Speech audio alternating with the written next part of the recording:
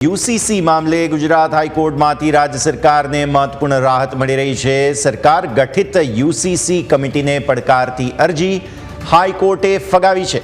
કમિટીમાં રાખવામાં આવેલા સભ્યો સહિતની બાબતે હાઈકોર્ટમાં પડકાર આપવામાં આવ્યો હતો, ત્યારે રાજ્ય સરકાર ગઠિત યુસીસી કમિટીને કોર્ટે લીલી ઝંડી આપી દીધી છે।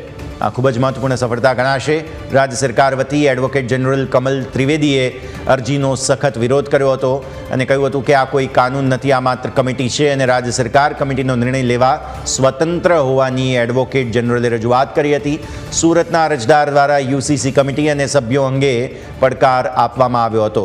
અલ્પસંખ્યક અને નિષ્ણાંતો કમિટીમાં નથી તેવો અરજદારે આક્ષેપ લગાવ્યો હતો, ત્યારે કોર્ટે અરજદારની માંગ ફગાવી અને અરજીનો નિકાલ કર્યો છે।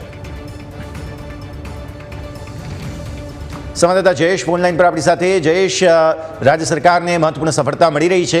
જે કમિટી છે તે હવે પોતાનું કામકાજ યથાવત રાખી શકશે। શું કાર્યવાહી કોર્ટમાં આજે થઈ?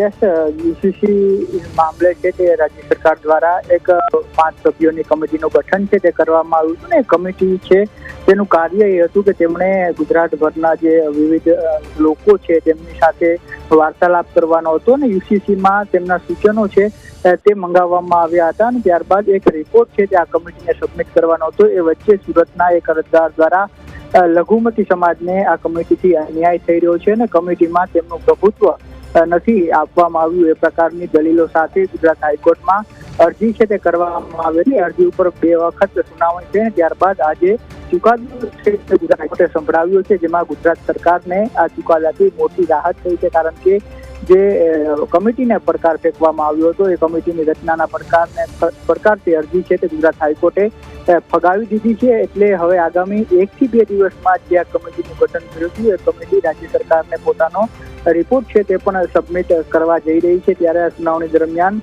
સરકારી વકીલ દ્વારા છે તે સખ્ત વિરોધ કરવામાં આવ્યો હતો અને કહેવામાં આવ્યું હતું કે આ કોઈ કાયદો છે તે નથી, આ માત્ર એક કમિટી છે ને રાજ્ય સરકાર કમિટીનો નિર્ણય લેવા માટે સ્વતંત્ર છે। એક પ્રકારની દલીલ છે તે સરકારને વકીલાત કરવામાં આવી હતી। તમામ પક્ષોની દલીલ સાંભળ્યા બાદ આજે ગુજરાત હાઈકોર્ટે ચુકાદો સંભળાવ્યું છે ને જે કમિટીને પડકારવામાં આવેલી અરજી છે તે ગુજરાત હાઈકોર્ટે ફગાવી દીધી છે।